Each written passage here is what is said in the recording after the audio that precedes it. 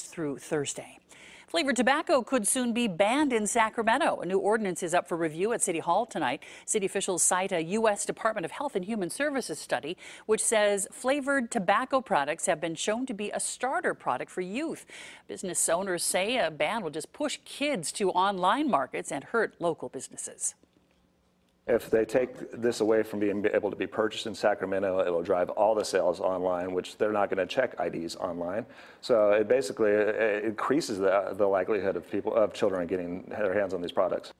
City Council member Angelique Ashby, who supports the proposal, sent a statement which says, in part, this is an opportunity for the city of Sacramento to take an important step in support of protecting kids.